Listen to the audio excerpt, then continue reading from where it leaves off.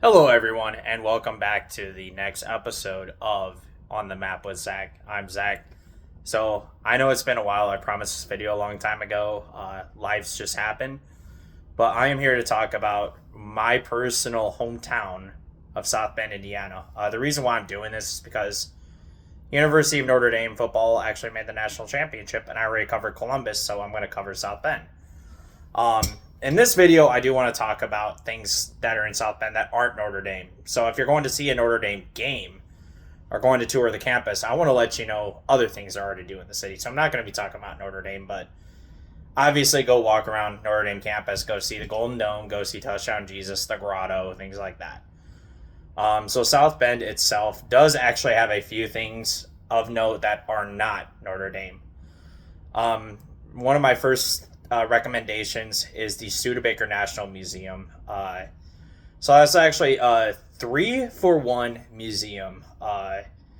So on one side is a Studebaker National History Museum, which is so if you don't know, the old classic Studebaker cars were actually manufactured and founded in South Bend, Indiana.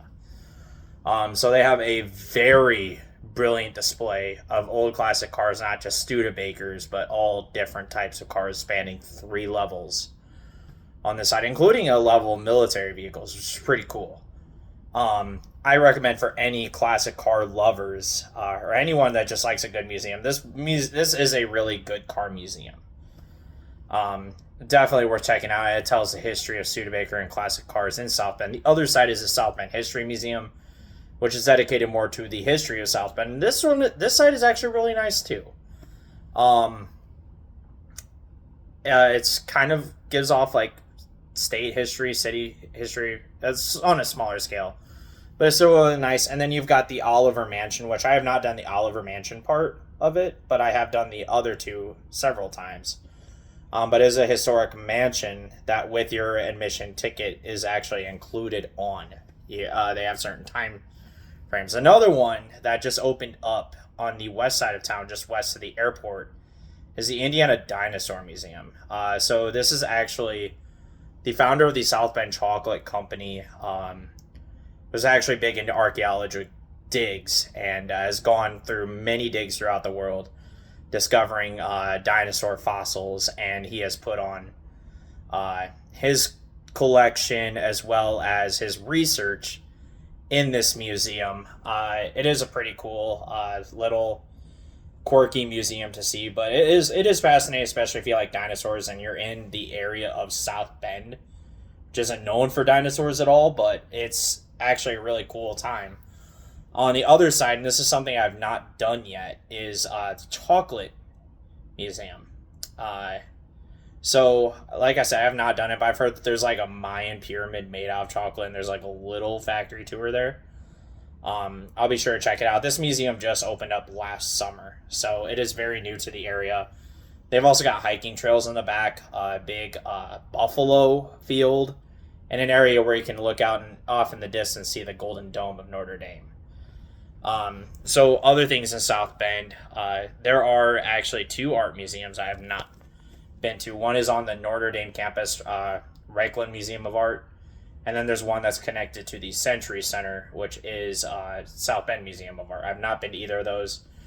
The Potawatomi Museum is the other big museum thing in the area. I have not been here since I was a kid, so I'm not going to speak behalf on that, but I do know it's great for families, so if you're coming in with a family, definitely make sure to take them to the Potawatomi Zoo. I might go there sometime this year. So other things to note about South Bend.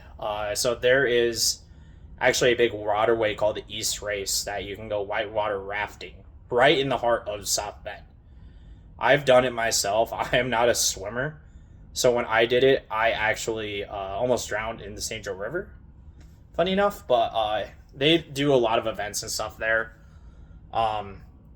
Speaking of events, there are a lot of events that South Bend does hold, such as I know Fusion Fest, First Fridays, things like that.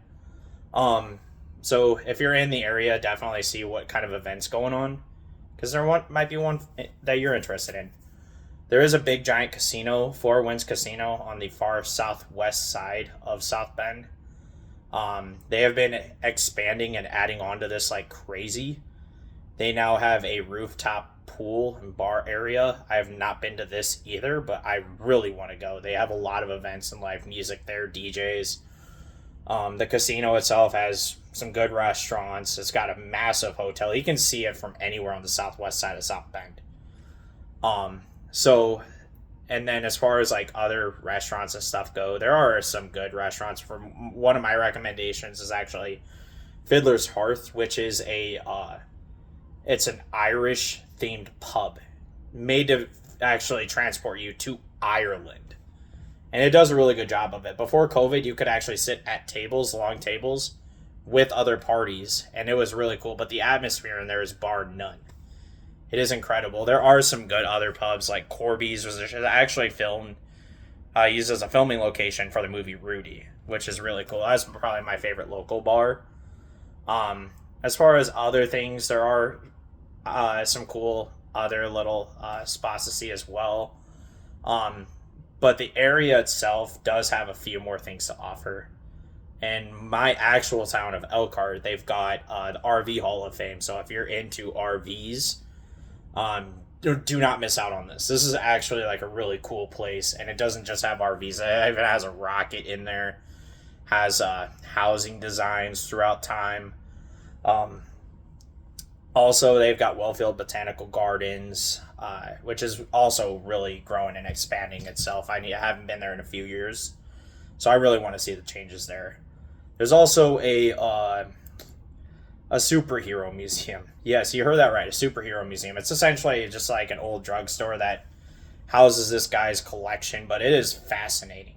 He's got a bunch of old comics, signed autograph pieces, rare pieces, and even movie props, including the car from the Iron Man 2 movie where Iron Man fell on.